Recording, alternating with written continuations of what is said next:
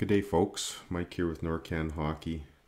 Brand new microphone hooked up thanks to the subscribers who made a suggestion and pushed me to get my butt in gear and go out and spend some money on some better technology that isn't 15 years old. So hopefully it sounds a little bit better.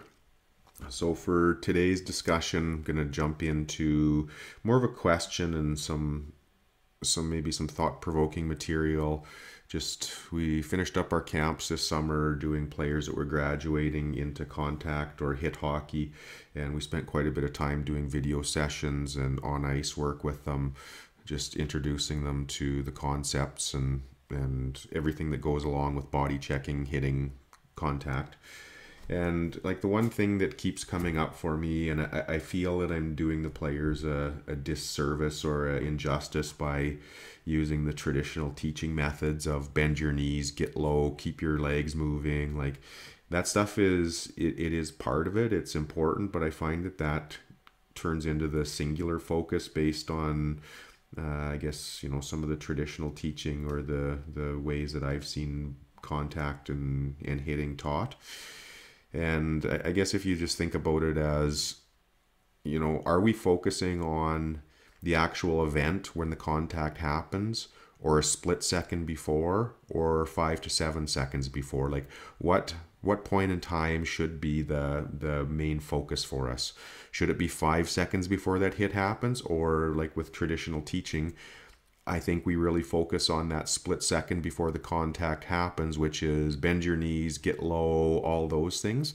But like, do we even have to teach players to bend their knees and get low if they identify that scenario 3 seconds before it happens? So I guess just want to go through some video examples and talk about some of the things that might spark some discussion and maybe get us thinking a different way on how to be better at training, and to help me be better too in regards to finding different things to work on with these players to better equip them for the physical game. So I'm just gonna watch some videos here, go through a few things, and if you've watched any of my videos at all or know any of my content, the prerequisite for everything is vision and handling by feel. So this player, just another Instagram clip that I pulled, but watching this player's eyes, he crosses his own blue line, crosses the red line, crosses the other blue line, and still hasn't looked anywhere except for the puck. And I know this is beer league hockey, and somebody probably posted it, in jest, and this guy's just out having fun. But I hope it doesn't offend anybody just using it as a teaching clip, because that right there is such a huge deficiency for players. Like I find even U13 AA, there's still some players that can't transport with their eyes up, that still have to look at the puck when they're transporting. But I find anything from like U13, U15 AA and down, most players transport the puck like that with their eyes down and not being able to scan. So it's just a skill. Like being able to transport while looking around is such a huge skill that, like how many drills do we have designed for that? It's one of those things that players almost have to get on their own. So if you look at that clip versus Jack Hughes here coming down, like you can see his eyes are up the whole time. He's still stick handling, he's still handling by feel, but just being able to dribble the puck with eyes up is such a huge skill that needs to be trained, and players need to have enough reps on. And I know it's not sexy, it's not fun, it's not something that is exciting and parents in the stands will see and think you're a great development coach, because it is kind of a little bit dry. But honestly, I think it's the fundamental, it's the building block to just about anything.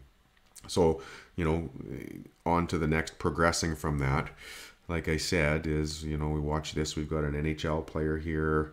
I think he's captain of the New York Islanders, playing against Detroit a couple of years ago, and Kronwalled. So he's not seeing what's happening. So right at this moment, so is this what we're teaching? Is this when we're teaching body contact, is inside this circle right here, or are we looking for that 5 seconds before?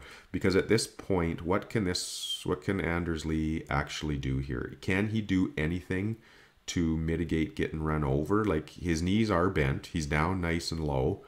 Like what else can he do besides identify earlier that check is coming with proper shoulder checks and scans. And you know, like for me here in this one, I mean, it's no different than playing against a pinching defenseman.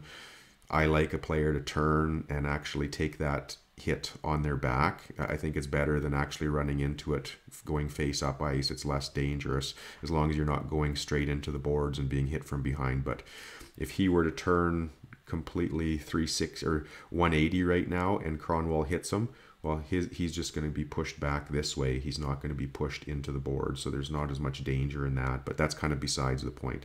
It just shows in this that if you have your head down, there's not much you can do in order to mitigate that not getting rocked. So just different body types may call for different skills. So this is Nate McKinnon skating down the boards in front of the benches. Phoenix player comes in and he knows that he's probably got a size and strength advantage, so he can actually get low, you know, initiate contact before that player unloads his check. It looks like he's got a fairly good size advantage. So that's probably the right situation or the right play for Nate McKinnon. But with this one, or the next one coming up, sorry, you know, Rasmus Dahlin being able to hit the break. So it's almost the same thing. He's transporting the pucks up in front of the bench. Player coming to hit him and he just hits the break. So is that the wrong play? Did Dahlin make the wrong play there? Based on traditional teaching, he did, because basically what we teach in all of our contact and checking clinics is, you know, get low, absorb, keep your feet moving, those type of teachings or techniques, rather than, well, get your eyes up 3 seconds earlier. Let's make sure that you can transport it with your eyes up. And if you see conflict, dish it, you know, whatever it is. But so just kind of creating some discussion around this, because I know I've had great discussions with different development coaches over the last few years about this, just as to, you know, what is the right way to do this? Is there, you know, is there major risk involved in having players avoid contact?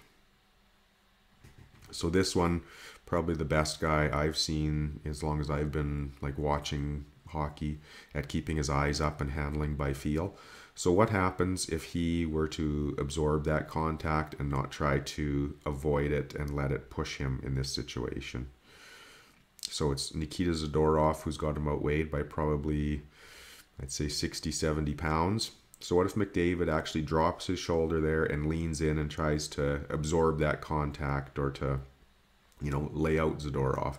Probably not a good result, but because he turns away from it a little bit, excuse me, now he rolls off of it. He's slippery. He rolls off of that check. Nice little give and go, and it turns into a goal. So would that have happened if he would have dropped his shoulder and absorbed? Here's a couple clips. Tampa Bay, this must be something they have in their coaching staff or development staff, because you see a lot of Tampa players use it, the swim.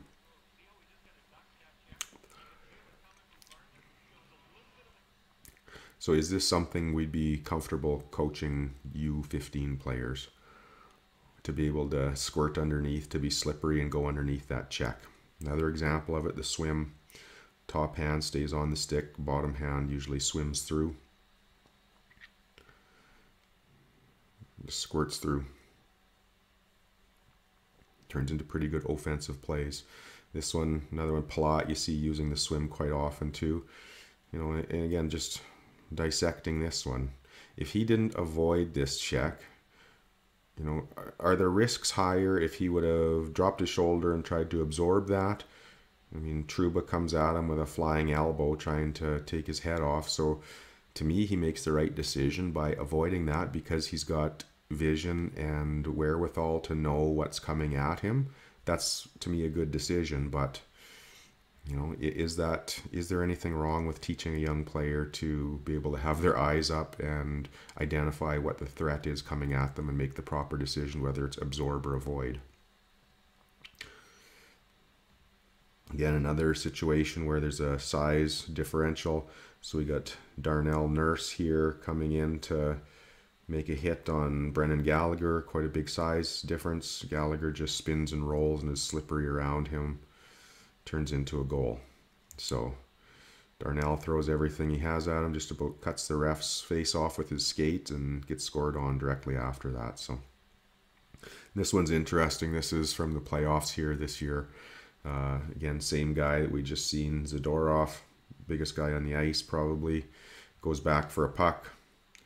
And you can see his scanning and vision, what he identifies coming, and makes a pretty good decision. So he's got two Edmonton players coming in to make a hit on him, and he decides to get out of the way, and that's, to me, that's a really good decision. That's a smart hockey play. He found a solution around absorbing that check. So could he absorb it? Probably. Being that big probably wouldn't have killed him, but you know, I think the decision he made there was probably the best one. So, you know, just one other topic to throw in here to consider and think about is just the deception and baiting. And like Cale Makar is the best at this. He's been such an interesting study. I was coaching in the what was it back then, 15 minor midget 15s when he played in Calgary, and he was still doing this stuff back then, as I don't even think he was he'd grown yet. He was still fairly small, and he was using timing and deception and baiting to actually knock down or, you know, physically dominate players that were quite a bit more mature and bigger than he was. It's just a matter of like timing hits and being able to show that you're doing something and then do something else. And this is a really good example of it. So you can see, you know, this player still frame right here. Player in black looks like he's leaning in, is going to initiate contact with the player in white. So he's given all the signals that he's going to go shoulder on shoulder with him, and there's going to be a big collision. So player in white has his energy loaded up. He's ready to unload that energy. And the player in black just hits the brakes, lets the player in white go by, and, you know, ends up getting the puck, and makes the guy look pretty stupid just by being deceptive and having good edge work and not just absorbing the check at all costs. Excuse me. So again, I really wanted to test out this microphone. I don't know if this is the best topic of all I've ever done, but I had some video clipped for it and prepped. If any of this makes sense, and even if you're interested in having a Zoom presentation for your players, I've got a canned presentation set up, and be happy to jump on and share any of this information with your players if it's something that you think is helpful to helping them develop and get the right skills in place to be safe and to thrive under a game with a different element of contact. So as always, thanks for your time. Hope to put another one of these out very soon. I'm really excited to do more. I've got a full list of topics to work through. So thanks. Have a good day.